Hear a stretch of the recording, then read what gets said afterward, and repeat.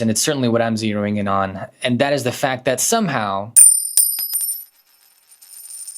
All right, you guys, how's it going? My name is Christopher McGee. I'm the owner of Halcyon Real Estate, affiliated with the Keller Williams Market Center in Salt Lake City, Utah. Today is the 4th of November, 2024, and this is the Numbers and the Nuance. This is where you come every week in order to know exactly what's going on in Utah's housing market. My man Dora is not with us today just because I was feeling a little under the weather and I didn't want him trapped in a room with me for any amount of time. So I'm just gonna go through my nuanced opinion of what the numbers tell us right now and then show you the numbers as always, and then we'll wrap it up.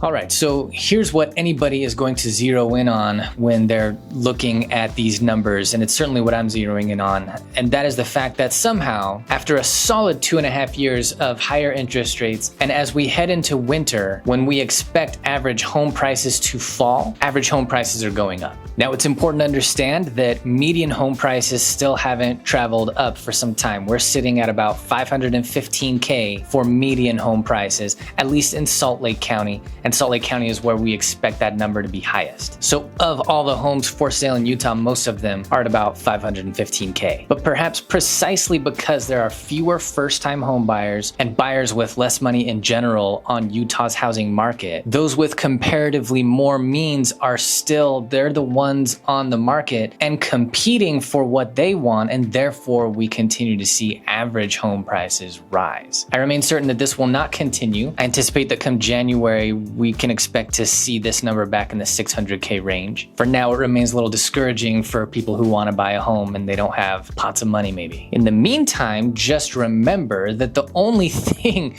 keeping our home prices from rising more is the relatively higher interest rates. So pick your poison. But let's look at these numbers.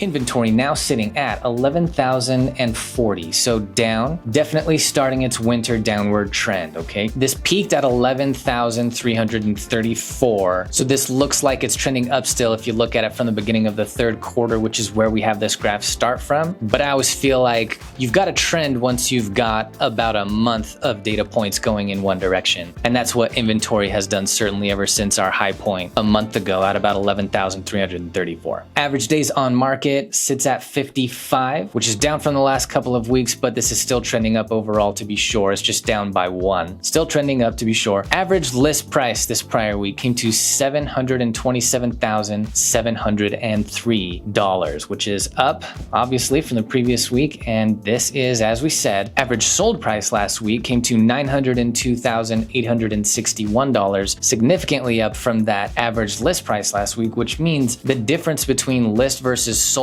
prices last week came to $175,158 in the seller's favor. And this graph is showing some variability that's tending more and more in the seller's favor. Homes sold last week came to 673, which is up from the previous week. Trending down overall, it did shoot up this last week. A lot of closings last week. Number of homes currently under contract comes to 4,812, which is down by a significant little tip from the previous week. This is clearly trending down. The number of price reductions we had last week came to 900 even, which is down from the previous week, and this has shown a month-long trend of diving, partly because fewer listings are hitting the market, and partly because, as we see in the list versus sold data, there's been an upsurge of homes sold relatively quickly and for more than asking price. So these price reductions have been coming down. The number of listing contracts that were either canceled, expired, or withdrawn from the MLS last week came to 652. That is trending up, and this week shows its first of the month spike as always. Next week we'll see it tip back down probably into the 300s. And finally, interest rates for a 30-year conventional loan come to about 7.09%, up from the last week, trending back up after a couple of months of trending down to almost 6% flat. Tomorrow's election day. There's, as always, a whole lot of people convinced that that will have an effect on what happens in the housing market. I'm here to tell you if it does, it's going to take a long time. It's not going to happen next week. We won't see any of these numbers change dramatically next week as a result of the election. That's my prediction. And that is all for this week. Thanks for watching. If you have any questions about anything that I've shared here,